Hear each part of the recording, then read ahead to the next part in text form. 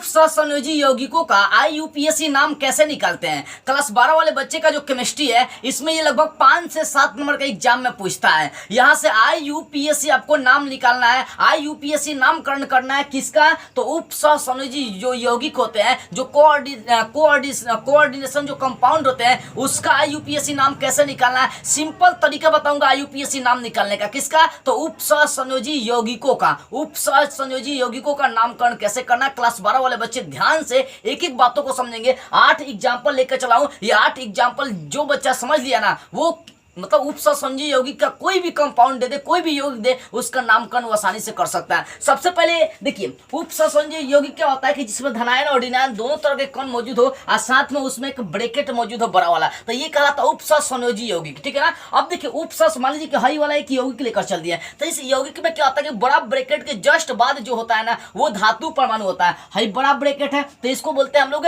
इसको बोलते हैं दाता बोल सकते हैं, चाहे गुरु कोष्टक भी बोल सकते हैं। है जो बड़ा ब्रैकेट का सिंबल हुआ है, इस बड़ा ब्रैकेट को गुरु कोष्टक कही जाती है। क्या कही है, गुरु कोष्टक कही जाती है। देखो इस कोष्टक के जस्ट बगल में जो होगा वो कहलाएगा धातु परमाणु।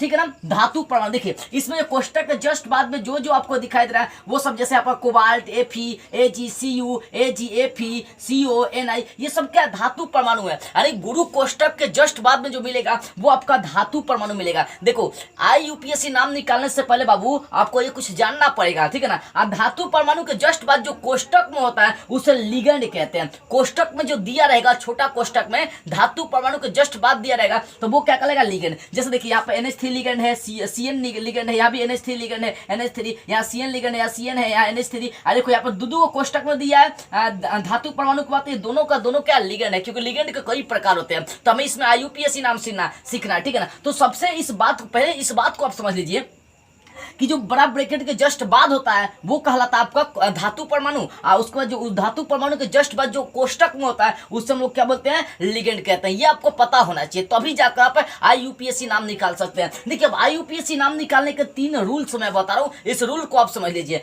पहला रूल्स है कि आपको पता करना पड़ेगा कि जो गुरु दाता है, मतलब जो गुरु कोष्टक है, उस पर आवेश प्लस है कि माइनस है। इसका आपको क्या करना पड़ेगा, पता लगाना पड़ेगा कि जो कोष्टक है इस पर जो है ना प्लस आवेश है कि माइनस आवेश। अब कैसे पता लगाना है ये मैं आपको बताऊंगा। पहले ये समझ लीजिए कि हमें ऋणात्मक और धनात्मक दोनों पता करने होते हैं कि क्या है, धनात्मक है कि ऋणात्मक है। अगर ऋणात्मक चल गया तो ऋणात्मक आने पर धातु परमाणु में क्या जोड़ना पड़ता है, 8। जैसे यहाँ पर देखिए मान लीजिए इस पर आवेश अगर माइनस आ गया गुरु कोष्टक पर, तो हम ये जो धातु परमाणु कोबाल्ट है इसमें इसके अंत में क्या जोड़ेंगे, 8 जोड़ेंगे, तो ये हो जाएगा कोबाल्टेड। अगर फेरस होगा तो फेरेट हो जाएगा। ठीक है, कॉपर होता है कॉपरेट हो जाएगा। तो कहने का सीधा सा मतलब है कि अगर हमें पता चल गया कि गुरु कोष्टक पर बड़ा ब्रैकेट पर माइनस आवेश है तो वहां पर धातु परमाणु में क्या जोड़ना है, हमें 8 जोड़ना है, 8 जोड़ना है। उसका तीसरी बात है, इतना पता करने के बाद उसके बाद हमें देखो जो आपका कोष्टक है, सबसे पहले कोष्टक का नामकरण करना है। अगर नहीं करना है तो कोष्टक के अंदर जो होता है सबसे पहले कोष्टक में धातु परमाणु और लिगेंड दोनों होते हैं, तो सबसे पहले लिगेंड का नामकरण करेंगे और लिगेंड का नामकरण संख्या के साथ करेंगे। अगर 6 गो है तो हेक्सा, 5 गो है तो पेंट, 4 है तो टेट्रा यूज करेंगे। ठीक है ना। यानी लिगेंड परमाणु का सबसे पहले नाम लिखेंगे और संख्या के साथ लिखेंगे, और दूसरा का लिगेंड के बाद धातु परमाणु का नाम लिखेंगे, और धातु परमाणु का नाम लिखने के साथ साथ उसका ऑक्सीकरण अवस्था भी लिखना है। कैसे लिखना है बताऊंगा। और ऑक्सीकरण अवस्था हो जाने के बाद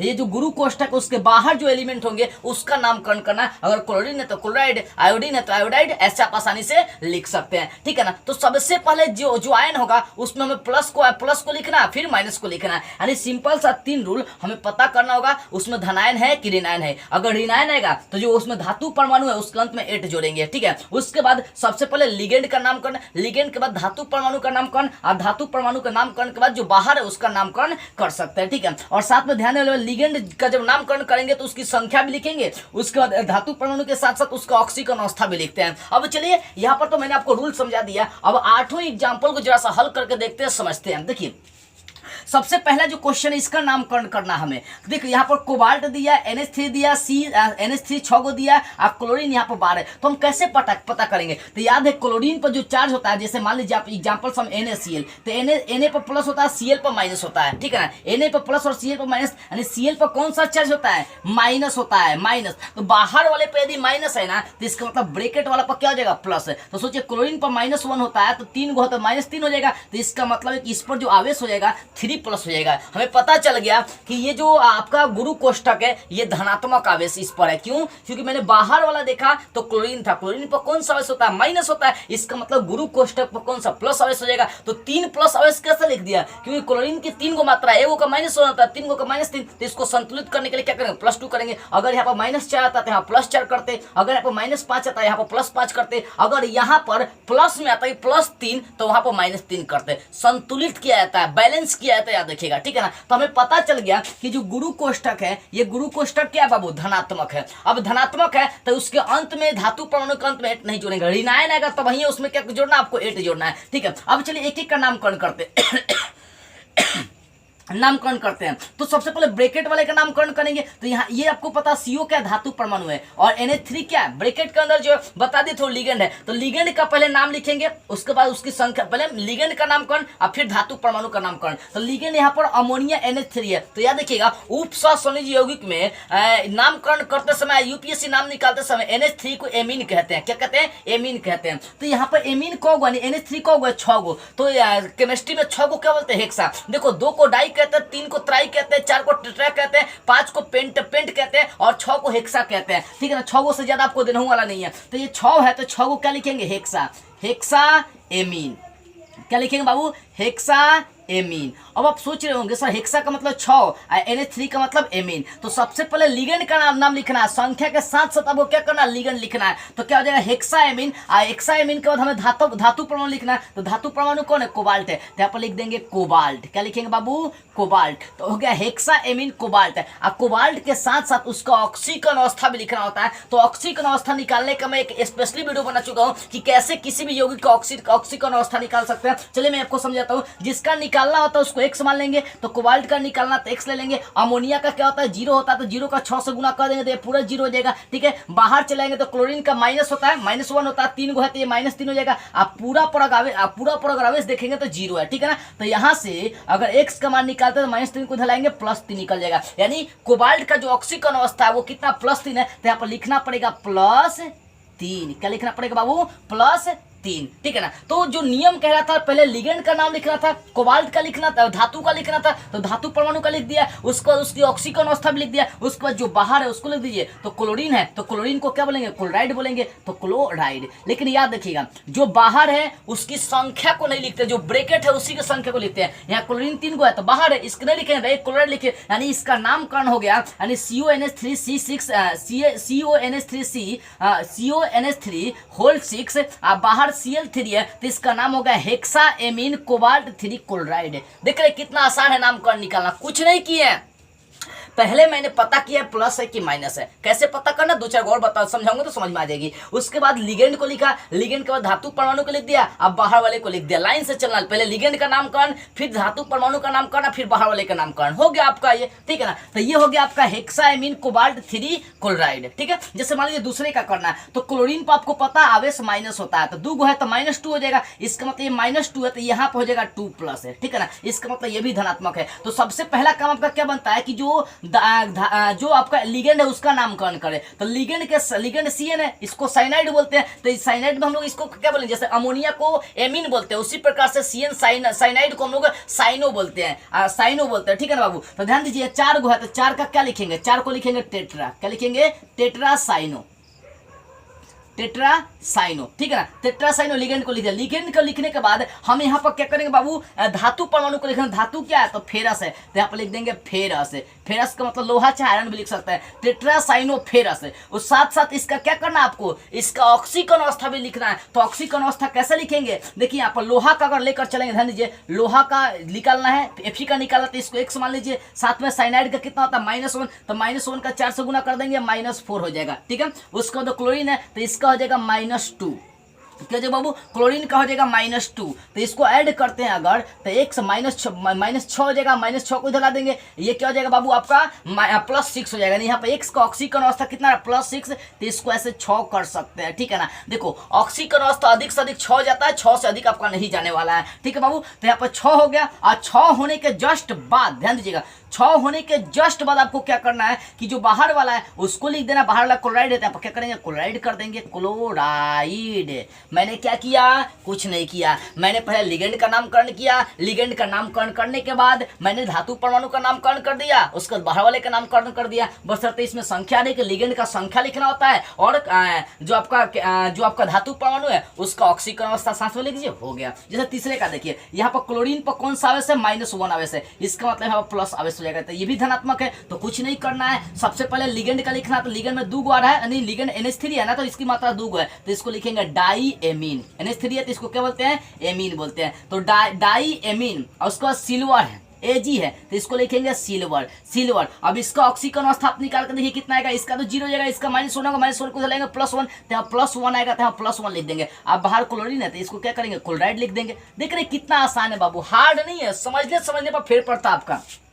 जैसे अगला चलिए, अगला समझिए, SO4 2+ यानी सल्फेट पर -2 आवेश है, इसका मतलब इस पर +2 आवेश हो जाएगा, ठीक है ना। बाहर अगर माइनस है तो अंदर क्या हो जाएगा, प्लस हो जाएगा। गुरु कोष्टक पर क्या हो जाएगा, प्लस हो जाएगा। अब देखिए ये भी धनात्मक कोष्टक मिल गया, तो सबसे पहले क्या करेंगे बाबू, कैसे करना है आपको समझ में आनी चाहिए। लिगेंड का नामकरण करेंगे तो ये 4 गो है, तो 4 को क्या लिखेंगे, टेट्रा लिखेंगे, 4 को टेट्रा। उसके बाद NH3 है तो इसको एमीन लिखेंगे, टेट्रा एमीन। उसके बाद धातु परमाणु को लिखेंगे तो कॉपर है, तो यहाँ पर लिखेंगे टेट्रा एमीन कॉपर। उसके बाद इसकी ऑक्सीकरण अवस्था निकालेंगे तो इसको X मानेंगे तो ये पूरा 0 हो जाएगा। आइए -2 है तो -2 को इधर ले देंगे +2, इसका मतलब यहाँ पर 2 इसका ऑक्सीकरण अवस्था निकल जाएगी। अब बाहर सल्फेट है, SO4 है तो इसको सल्फेट जो कहते हो क्या करेंगे, सल्फेट, इसको जो कहते हो लिख देंगे, तो इसका नामकरण निकलेगा टेट्रा एमीन कॉपर 2 सल्फेट है। कुछ नहीं कर रहा हूं यार, पहले पता कराओ ऋणात्मक है धनात्मक है। धनात्मक होगा तो कोई बात नहीं है, और ऋणात्मक आएगा तो धातु परमाणु में ऐड जोड़ना, आगे आपको समझाऊंगा। उसको नामकरण करते समय सबसे पहले लिगेंड का नामकरण करना, उसकी संख्या भी लिखना है, धातु परमाणु लिखना है, धातु परमाणु का नामकरण करना है, उसका ऑक्सीकरण अवस्था लिखना, बाहर जो उसका नामकरण कर दीजिए, ठीक है।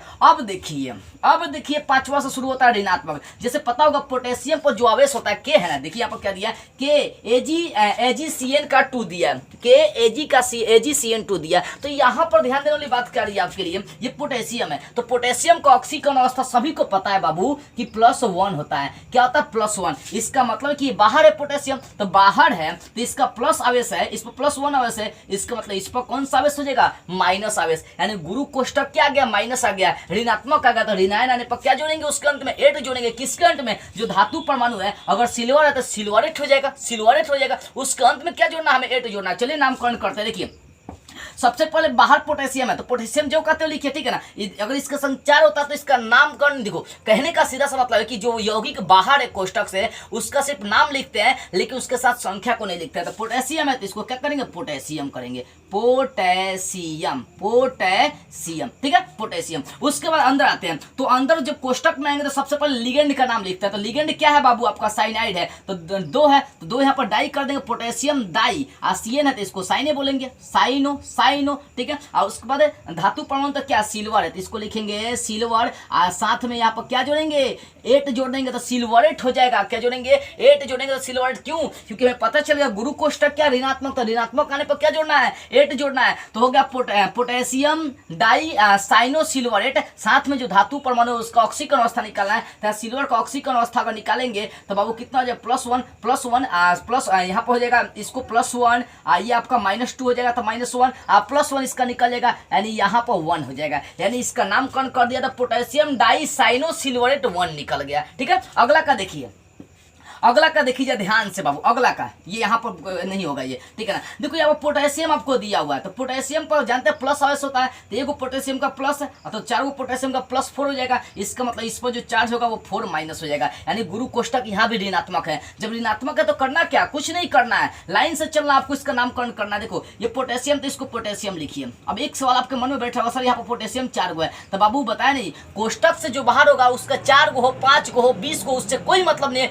सिर्फ उसका नामकरण कर देते हैं। तो ये क्या होगा, पोटेशियम हो गया। अब इसके बाद क्या करेंगे, कोष्टक के अंदर आएंगे, तो कोष्टक के जब अंदर आएंगे तो वहां पर सबसे पहले लिगेंड का नामकरण करेंगे। तो लिगेंड कौन सा आपका, ये वाला है, CN वाला है, यानी धातु परमाणु के जस्ट बगल वाला क्या होता है, लिगेंड का काम करता है, ठीक है ना। तो यहाँ पर जो साइनो है, ये CN है, ये क्या आपका लिगेंड का काम करेगा, यानी बाहर वाले का नाम लिखिए, कोष्टक के अंदर सबसे पहले लिगेंड का नाम लिखते हैं। तो लिगेंड में आपका क्या है, साइनो है, साइनो का होगा 2 गो, तो यहाँ पर डाई भरेंगे, लिखेंगे डाई साइनो, डाइसाइनो। उसका डाइसाइनो के बाद ये आपका क्या फेरस है, तो क्या करेंगे फेरस क्या हो जाएगा, फेरेट हो जाएगा। जानते हैं क्यों हो जाएगा, क्योंकि पता है फेरस में हमें क्या जोड़ना है, एट जोड़ना है, क्योंकि ऋणात्मक आयन निकल गया, जो गुरु कोष्ठक का ऋणात्मक है तो अंत में क्या जोड़ेंगे, एट जोड़ेंगे, तो फेरेट हो गया। अब यहाँ पर इसकी ऑक्सीकरण अवस्था निकाल लीजिए, तो ये +4 इसको x लेंगे, ये हो जाएगा -2, तो +4 -2 +4 -2 +4 -2 कितना निकल जाएगा बाबू, +2 -2, यहाँ पर 2 निकल जाएगा, यहाँ पर +2 यहाँ पर लिख सकते हैं, फेरेट है, पोटेशियम डाइसाइनो फेरेट 2 निकल जाएगा। ठीक है, उसी प्रकार से ऑक्सीकरण अवस्था अपना निकाल लीजिएगा। ठीक है, अब देखिए, अब यहाँ पर सातवां समझिए, सातवां बता रहा हूं कि यहाँ पर दूधू को अगर लिगेंड दे दिया, धातु परमाणु तो एक ही होगा, लेकिन अगर दूधू को लिगेंड हो गया तो बाबू वहां पर नामकरण कैसे करेंगे, इसको समझ लीजिए जरा सा। 8 एग्जाम्पल मैंने लिया था इसी कारण से, ताकि आपका जो चीज है ना उसको पूरी तरह से मक्खन करा सकूं कि उपसहसंयोजी यौगिक का कैसे IUPAC नामकरण करते हैं। ठीक है बाबू, देखो इसको मक्खन करते हैं। सबसे पहले क्लोरीन पर कौन सा अवयव होता है, ऋणात्मक, यानी प्लस, एक ऊपर हो जाएगा -1, तो 3 ऊपर -3 हो जाएगा, यानी बाहर वाले पर माइनस है, इसका मतलब इस पर क्या हो जाएगा, +3 अवश्य हो जाएगा। इसका मतलब गुरु कोष्ठक क्या धनात्मक है, यानी इसके जो धातु परमाणु उसके नामकरण में कोई चेंज अप नहीं करेंगे। चलते इसमें सबसे पहले ब्रैकेट वाले का नामकरण करेंगे, तो ब्रैकेट वाले में सबसे पहले लिगेंड का लिखते हैं। तो लिगेंड में देख सकते हैं 2 गो लिगेंड है, CO3 और NH3। तो किसका पहले नाम लिखेंगे, तो इसके लिए इसका हिंदी उच्चारण देखेंगे, CO3 कार्बोनेट है, एमीन आपका NH3 क्या एमीन है, तो एमीन का अक्षर क्या हो जाएगा, ए हो जाएगा, और कार्बोनेट का सी हो जाएगा। तो इन दोनों में सबसे पहले जो आता है उसी का नामकरण करना है। तो एमीन का ए और कार्बोनेट का सी, तो सबसे पहले ए आता है, तो अल्फाबेट के अनुसार नामकरण करते हैं। तो लिगेंड में सबसे पहले अल्फाबेट जो आएगा उसी को लिखेंगे। तो एमीन का ए आता है, इसका मतलब एमीन का नामकरण करेंगे। तो एमीन कौ गो है, 6 गो है, तो यहाँ पर लिखेंगे हेक्सा एमीन, क्या लिखेंगे, हेक्सा एमीन। और उसके बाद ये CO3 क्या है, कार्बोनेट, यहाँ पर लिख देंगे कार्बोनेट, हेक्साएमीन कार्बोनेट। ठीक है, तो दोनों लिगेंड का नामकरण कर दिया। उसके बाद क्या करना, धातु परमाणु को हमें नामकरण करना है। तो CO क्या है, कोबाल्ट है, तो हेक्साएमीन कार्बोनेट यहाँ पर लिख देंगे कोबाल्ट, कोबाल्ट। ठीक है ना, हेक्साएमीन कोबाल्ट। उसके बाद इसका ऑक्सीकरण अवस्था आप निकाल कर देखिए, तो इसका ऑक्सीकरण अवस्था कितना आ जाएगा, ये तो आपका पूरा 0 हो जाएगा, इसका -1 होता है, यहाँ इसका +1 शायद होता है इसका, और ये -3, तो यहाँ पर मतलब इसका 2 आपका ऑक्सीकरण अवस्था यहाँ से निकल जाएगा। ठीक है ना, ऑक्सीकरण अवस्था 2 निकलेगा, अपना निकाल कर नामकरण करते रहेगा। तो यहाँ पर अंत में धातु परमाणु के साथ ऑक्सीकरण अवस्था भी आपको जोड़ने हैं। ठीक है, जैसे यहाँ पर देखिए, अगले का देखिए, ये अंतिम है और ये अंतिम है। ठीक है ना, अब यहाँ पर क्लोरीन पर माइनस चार्ज होता है। ठीक है ना, माइनस चार्ज। देखो मैं ये एग्जांपल ऊपर वाला लिया था, इसमें 2 गो लिगेंड इसलिए लिया हूं ताकि कोष्ठक में अगर 2 गो लिगेंड दिया तो अल्फाबेट के अनुसार उसका सबसे पहले लिगेंड का नामकरण करते हैं। अब जिसे 8वां देखिए, अंतिम देखिए, निकेल के साथ अमोनिया आपको जोड़ने का काम किया। तो इसमें क्या करेंगे, सबसे पहले क्लोरीन पर कौन सा अवयव है, माइनस, इसका मतलब इस पर कौन सा प्लस अवयव, तो कौन कितना हो जाएगा, +2 अवयव हो जाएगा, क्योंकि एगो क्लोरीन पर -1 तो 2 क्लोरीन पर कितना हो जाएगा, -2 हो जाएगा। ठीक है, इतना होने के बाद, जस्ट होने के बाद हम लोग नामकरण करने पाते हैं। सबसे पहले लिगेंड का लिखेंगे, तो यहाँ पर अमोनिया 6 गो है, तो लिखेंगे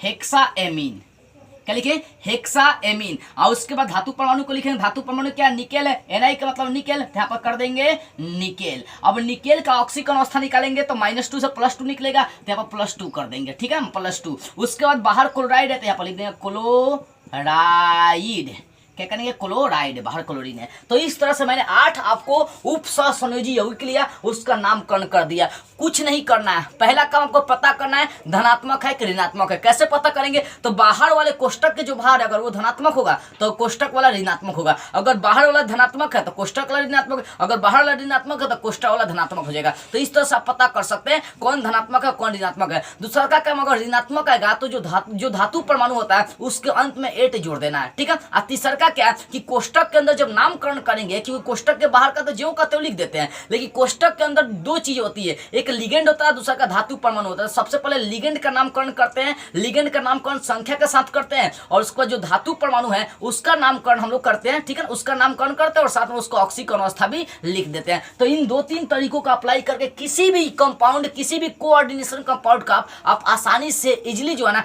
IUPAC नामकरण कर सकते हैं। मुझे विश्वास है कि ये तरीका और ये चीजें आपको विस्तार से समझ में आई होगी। इसलिए बाबू इस वीडियो को जितना हो सके आप सभी लोगों के पास शेयर करिए। यदि आप मुझसे कुछ पूछना चाहते हैं या किसी अन्य विषय का, किसी विषय का PDF लेना चाहते हैं, इंपॉर्टेंट प्रश्नों का नोट्स लेना चाहते हैं, तो स्क्रीन पर मेरा WhatsApp नंबर होगा, यहाँ से आप आसानी से संपर्क कर सकते हैं। लेकिन ध्यान इस बात करें कि कॉल नहीं करना, ओनली WhatsApp पर मैसेज करना है। जय हिंद।